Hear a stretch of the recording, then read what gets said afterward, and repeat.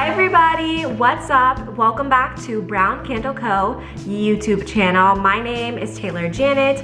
I am the founder of Brounn Candle Company, and I'm so excited to be chatting with you guys in another video.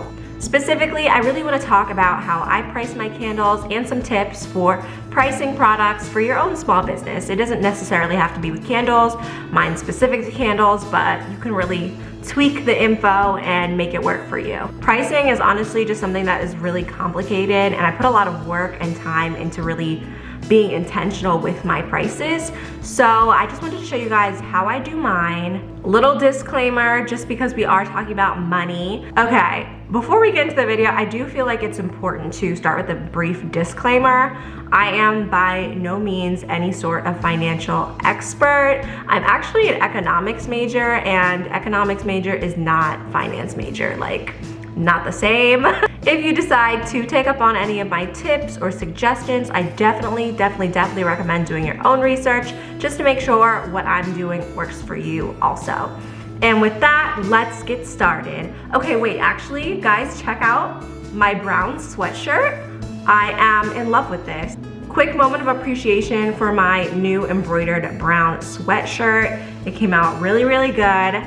I got it from Sarah Jean on Etsy. She's amazing. This is probably the best embroidery I've ever received. I love embroidered products, but this is just super clean. It took about a month to come in, but honestly it was worth the time. And she's super kind, so I definitely recommend her. Shout out to you.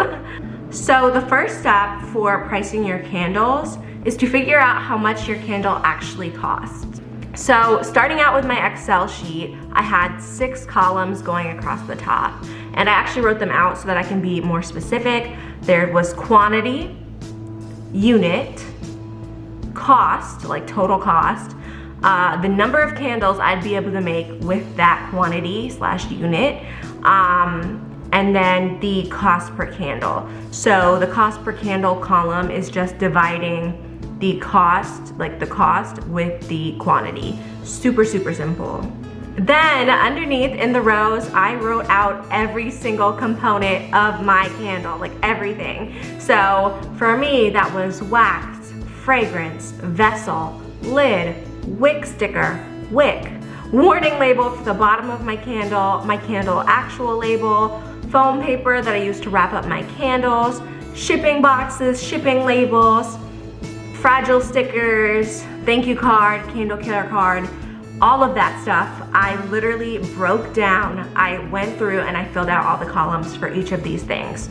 Then off to the side, I did a little like summation so I could take that whole cost per candle and just sum it all up.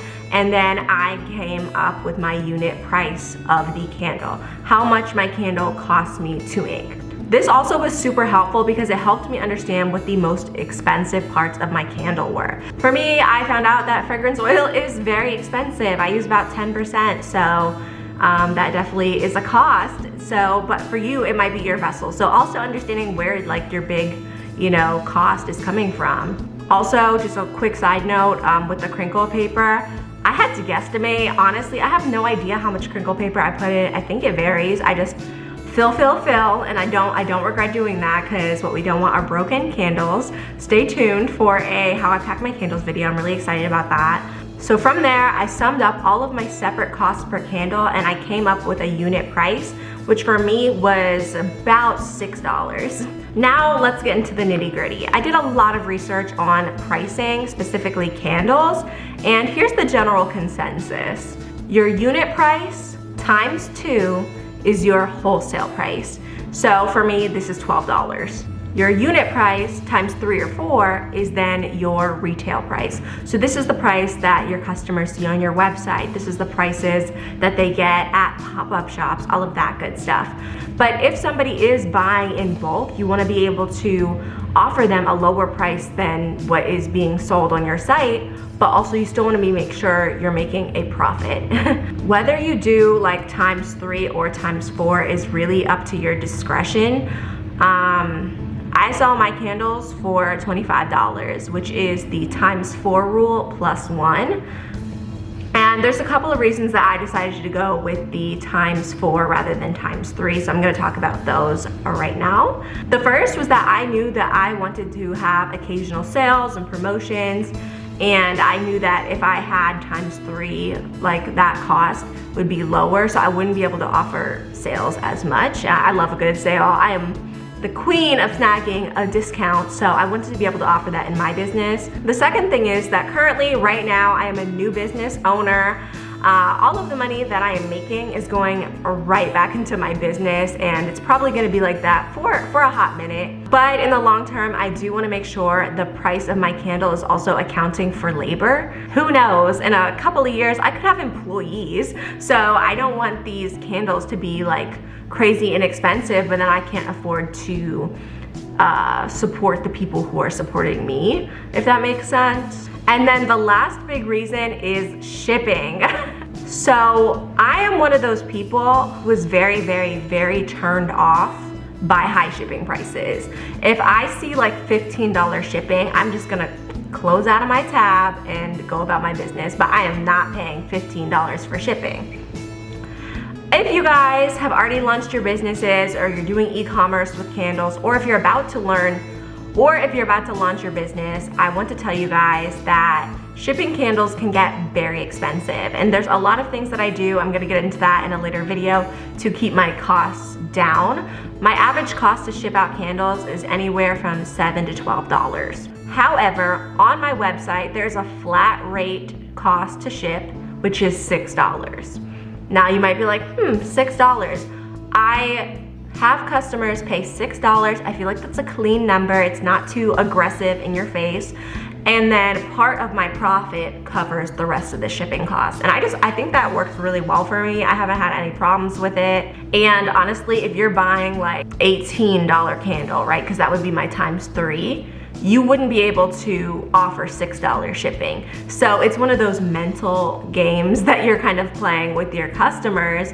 But honestly, like, I need that, because if I were buying something that is $70 and I saw $15 shipping, I'd be like, no, I'm not paying that.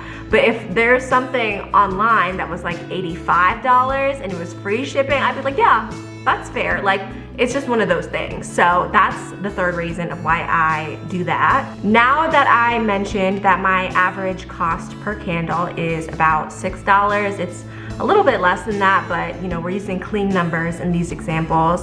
About $6, you might calculate yours and you might get a bigger number. When I first started making candles, my average cost per candle was literally like $10 or $11, which is insane. I personally was not about to charge $40 for a candle. Like what? Like what? So here's just a little bit of advice for getting that cost down, because I know I had to get my cost down. Honestly, it all comes down to buying in bulk. So once I went through my testing phase, testing waxes and testing wicks and testing fragrances, I just bought in bulk. I bought everything in super, super large quantities. And honestly, this advice might be a little bit controversial. You know why? Because a lot of videos that I watched in preparation for launching small businesses is to not buy in bulk. Don't buy hundreds and hundreds of items, because you don't know if you're gonna be in business. Me personally, I am an all or nothing kind of person. So I'm either doing this or I'm not. So when I bought my stuff, I bought enough to make 1,000 candles. I bought like 1,000 vessels. I bought like 450 pounds of wax. And I'm not saying to do that, you know, but I'm like all in. So, but for me, I'm all in. And when I say I'm doing something, like I am doing it. So for me, that's what I did, and I was able to drastically reduce the cost.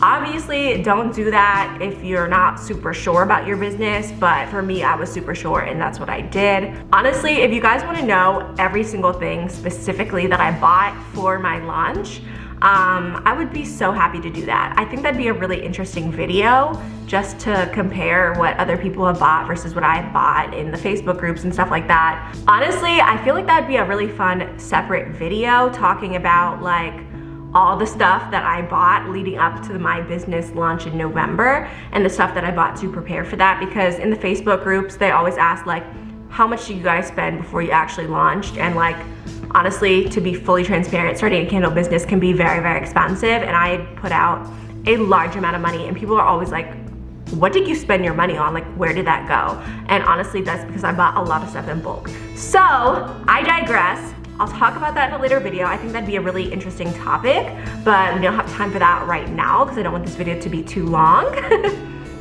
But stay tuned for another video / comment down below if you are interested in hearing more about that. Okay guys, so I just spent a good chunk of time explaining what I do and why I do it, but I also wanted to leave you guys with some tips for figuring out how to price your stuff. Number 1, do not sell yourself short. Be confident in your product and know its worth.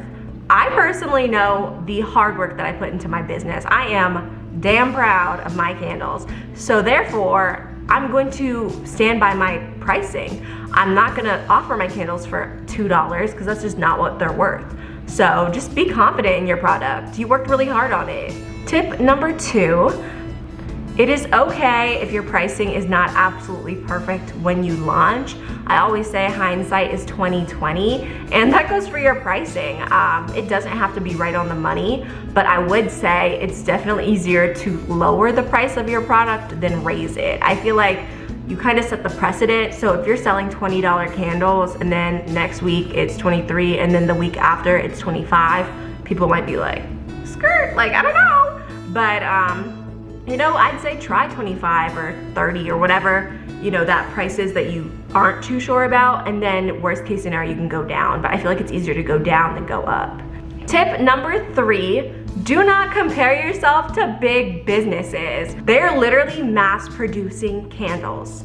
And while they might be able to have National Candle Day or offer 40% off, you might not be able to do that, and that's okay. Tip number 4, literally everyone and their mama is gonna wanna have some sort of input when it comes to what you should price your candles. And honestly, that's nice, that's cool, that's fine.